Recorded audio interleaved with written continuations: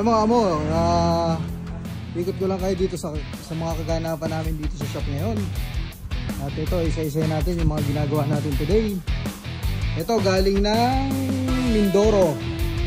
So, si Mindoro, ang pinapagawa ni boss ay pabrigate tayo ng utility rack.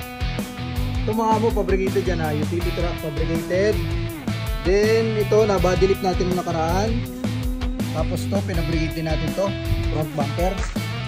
Fabricated din yan. Yan, ito naman full approved, fabricated. Then fabricated din po ang ilalim na UBP.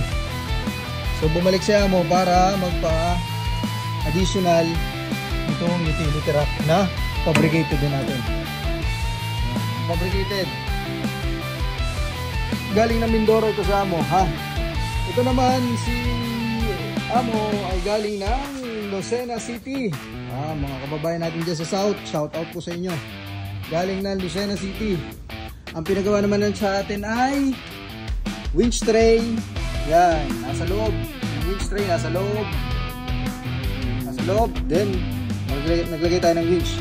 Yan, mga gusto mag-winch nang hindi nagpapalit ng bumper, ito. Yan yung tsura. Aside dyan, nagpalagay din sa amo ng canopy. Canopy naman dito. Canopy. Power canopy. Yan, canopy. Para hindi na nababasa yung kanyang mga gamit. And syempre, winch point of road dyan. Then, nag-avail din siya sa atin ng second hand na King's Owning. King's Owning. Ito naman, sa kabila, FJ. Ang ginagawa naman natin dito ay bumper. Then, UBP, fabricated din. Nag-install tayo ng fabricated na UBP dyan. Pinafabricate lang natin. Tapos, rear bumper. Tapos ilaw yan sa bubong. Lalagyan natin yung ilaw sa bubong. Then, lipat tayo dito sa kabila. Ito naman sa kabila ay body lift. So, perform tayo dito ng body lift. 2.5 inches ang ilalagay natin dito mga amo ha. 2.5 inches. Naka-XGS na shocks na yan. Last time na pina-install sa atin. Naka-XGS na shock na. Tapos yan, lalagyan na rin natin ng mga roof rack. Mga boxes na rin sa ibabaw.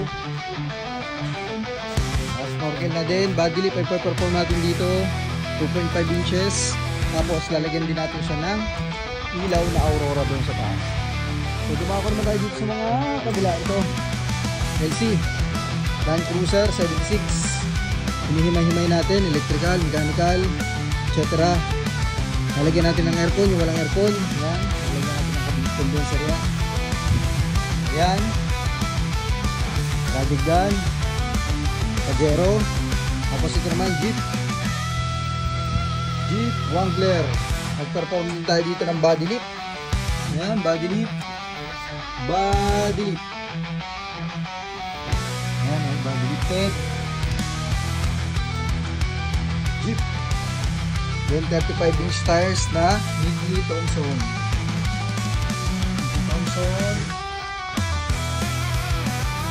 Tapos nagtali tayo ng fender. Pinita natin ang fender yan. Yung fender na maganda. Yung may DRL. Ito yung luma niya. Yung luma niya. Pinalit niya sa body natin. Fender. Body lift din dito. Then dito body lift pa rin. Body lift na. Walang kasawa-sawa yung body lift. Puro body lift. Nabaklas natin yung dito na bumper. Then ipapabrigate natin. Then body lift natin. Patrol. Jeep. Patrol. Dito tayo dito. Yan. Kakalas tayo dito. Then ito i-remove din natin ito amo. Remove din natin yan. Ito naka-existing na siya. ARB, front and rear, bumper. Tapos naka-solid intensity na rin. So almost complete. Ang kulang lang dito ay 37 natin yung gulong dahil si amo ay naliliitan pa sa 35 na Mito Grappler. Gusto pa niya ay mas malaki, 35, 12.5. Ayan, dito nakarupak na rin yan. So, showing na ng mga project today. Dito naman ay Frontier. Yung Frontier na to ay install na natin ng Explorer suspension. Explorer suspension na adjustable 8-way. Yan, yan, yung kita niya yung map. Yan. Kasito tayo dito sa bandang gubat. Sa bandang gubat, ang ginagawa natin dito ay patrol. Malaking patrol dito sa likod. Patrol. Tapos dito ay gitara.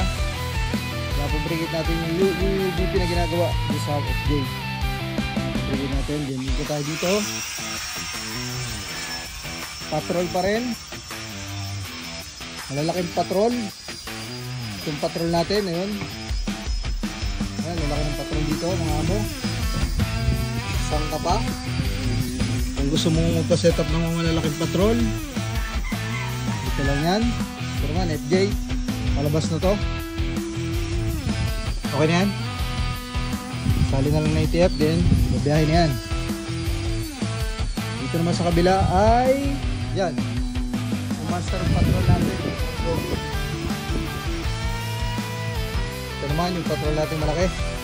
Ano naman natin dyan ay gulong, suspension, raptor paint. Tapos stability awning, LED lights. Lagay din tayo ng winch dito.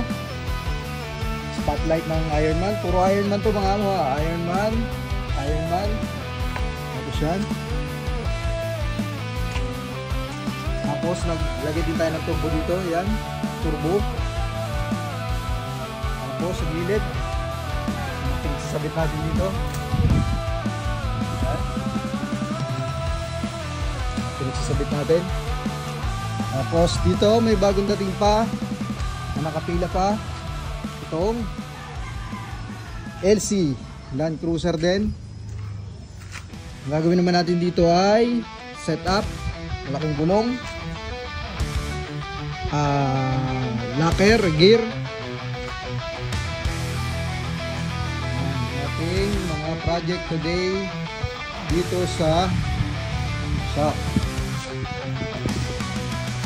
Sa mga gusto magpa-build mga amo ng kanilang mga rig, mga 4x4 na pandugmaan, bisitahin lang po kami dito sa Winch Point Off-Road, dito sa Bermosa Danghari. Yan yung mga setup natin sa Bermosa Danghari, Limos, Cavite mga amo ha. Limos, Cavite. Ways lang, Winch Point Off-Road House. At dito mo makikita yung mga naglalakihan, nagagandahang mga rig.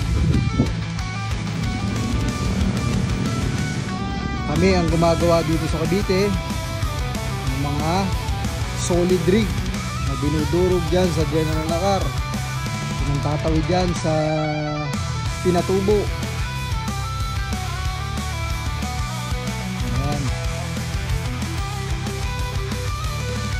Ayun, hanggang sa muli mga amo. Kung gusto nyo magpa-build, mag-message ako kayo sa page or bisitahin yung aming Facebook page or yung aming YouTube channel, Instagram, TikTok.